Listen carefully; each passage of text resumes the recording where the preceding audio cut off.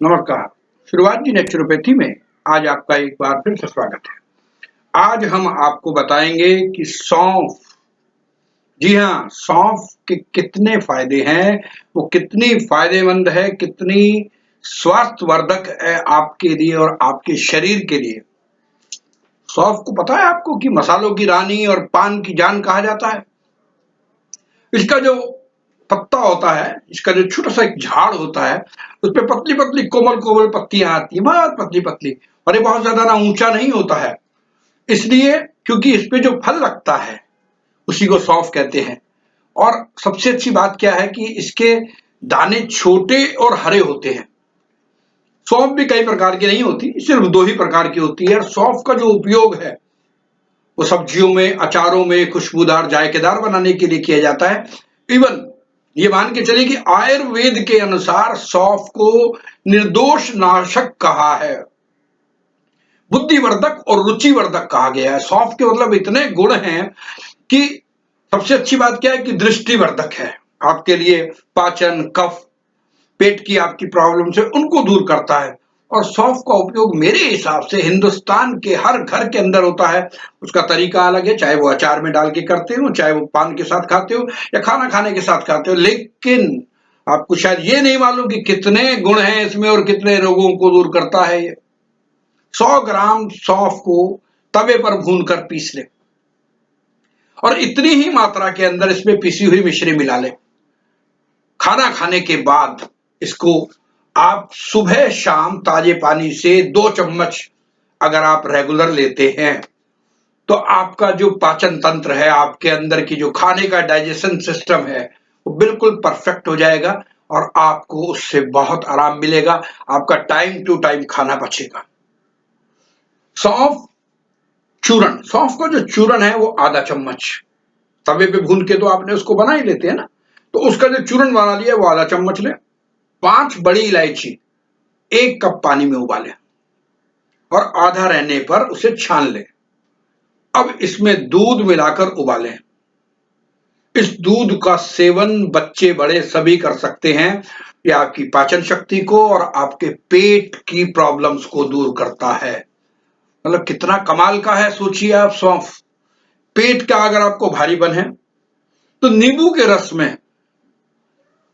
के रस में मिलाकर भीगी हुई सौंफ को भोजन के बाद खाने से आपका पेट का भारीपन दूर हो जाता है। मतलब नींबू के रस के अंदर अगर आपने सौंफ को मिला दिया है और थोड़ी देर रख दिया है और उसके बाद आप खाना खाने के बाद अगर आप उसको लेते हैं तो बहुत फायदेमंद है। और सौंफ घी में भून कर पीस ले। अगर घी में भून कर पीस ली आपने और उसमें थोड़ी सी चीनी मिला लें, सुबह शाम अगर आप खाते हैं तो लूज मोशंस की शिकायत अगर किसी को है तो उसके अंदर ये बहुत फायदेमंद है। तवे पर भुनी हुई सौंफ 2-2 चम्मच दिन में 4 बार लें। भुनी सौंफ और कच्ची सौंफ सब भाग चूर्ण बना लें। मतलब भुनी सौंफ जो आपने तवे पे भुनी है और कच्ची सौंफ, उन दोनों को बराबर मात्रा में लेने के बाद उसको आप एक चूर्ण की शक्ल दे दें, उसको पीस लें अच्छे से और 2 चम्मच दिन में 4 बार मट्ठे के साथ अगर आप लेते हैं तो वो बहुत लाभदायक है आपके लिए। कितनी मतलब फायदेमंद चीजें आप ये मान के चलिए कि बच्चों को अगर आप पानी में उबालकर सौंफ देते हैं तो उनके पतले दस्त आने बंद हो जाते हैं। किसी भी प्रकार की सौंफ हानि नहीं पहुंचाती, अपितु बच्चों को स्वस्थ करती है, कमजोरी दूर करती है, ताकत देती है, उसके अफारे को खत्म करती है। मतलब सौंफ में गुण ही गुण हैं। और हाँ, स्त्रियों के लिए, जिन स्त्रियों को संतान ना होती हो वो 5-6 ग्राम सौंफ चूर्ण हींग के साथ सेवन करें तो 3-4 मास में गर्भ धारण करने योग्य हो जाएगी। ऐसे ही सौंफ के चूर्ण को घी के साथ भी लिया जा सकता है, गर्भ धारण में लाभ मिलेगा। देखिए ये सारी चीजें गुण हैं, ये सारे ज्ञान जो हमें मिलते हैं हम आपको देते हैं, आप भी इसका आनंद लीजिए क्योंकि ये तो सब औषधि है। आयुर्वेद बहुत महान है, आयुर्वेद के अंदर बहुत कमाल की चीजें हैं। और सौंफ के चूर्ण को गुलकंद के साथ लेने से भी गर्भपात की शिकायत दूर हो जाती है।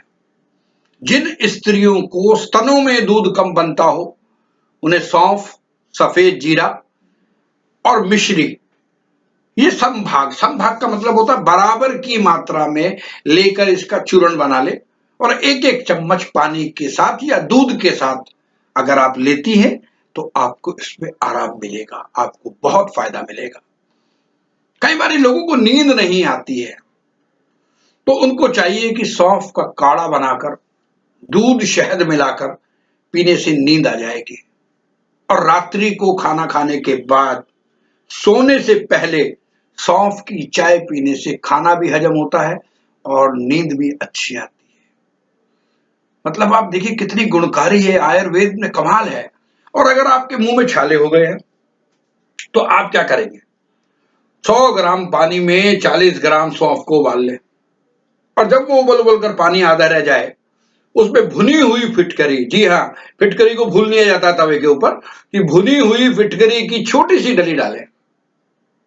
इस पानी में दिन में 2-3 बार गरारे करने से आपके मुंह के छाले, देखिए मुंह के छालों का सबसे बेहतरीन इलाज आपको बताया हमने।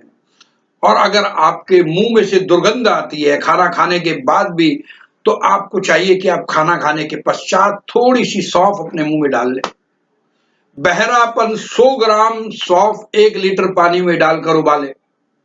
जी हाँ, बहरेपन के लिए 100 ग्राम सौंफ 1 लीटर पानी में डालकर उबाले, जब पानी 10वां भाग रह जाए तो उतार कर छान ले।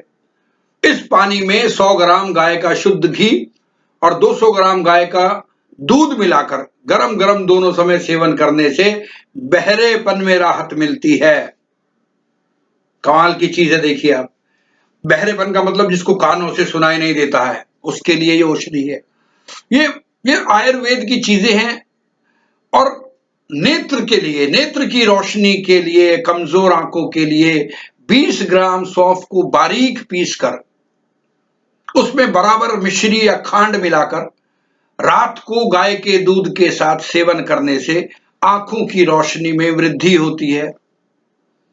अगर आपकी धरण धरण बढ़ गई है, नाभि से धरण बढ़ जाती है, लूज मोशन लग जाते हैं, प्रॉब्लम्स हो जाती है, तो 2 चम्मच सौंफ पीसकर गुड़ में मिलाकर 1 सप्ताह तक सेवन करने से धरण पड़नी बंद हो जाती है। मतलब आप सोचिए कितनी ताकतवर चीजें हैं, कितनी कमाल की चीजें हैं। और हां, अगर आपके हाथ पांव में जलन है तो सौंफ और धनिये को मिलाकर उसका चूर्ण बना लें। भोजन के पश्चात 1 चम्मच चूर्ण पानी के साथ लेने से लाभ होगा। अगर आपको खांसी, सर्दी, जुकाम, गले में खराश, तो 1 चम्मच सौंफ को मुंह में रखकर धीरे धीरे चूसते रहने से आपके गले की खराश खत्म हो जाएगी। तो हमने आपको बताया कि किस तरीके से सौंफ हमारे जीवन में गुणकारी है। और सौंफ के तो कमाल ये है कि जिन स्त्रियों को गर्भ नहीं ठहरता है, अगर वो भी सौंफ का इस्तेमाल करती हैं तो उनको गर्भ ठहर सकता है। ये है आयुर्वेद का कमाल। तो हमने आज आपको जानकारी दी कि सौंफ के कितने फायदे हैं। आप इसका आनंद उठाएं, स्वस्थ रहिए, मस्त रहिए, हंसते रहिए और अपने अपने धर्म का पालन करते रहिएगा। हमें शेयर कीजिएगा, हमें लाइक कीजिएगा और हमें सब्सक्राइब करना मत भूलिएगा। आपका प्यार बना रहे, बस हम यही चाहते हैं। और हमारे साथ जुड़े रहने के लिए आपका बहुत बहुत शुक्रिया। Thank you very much. Thank you.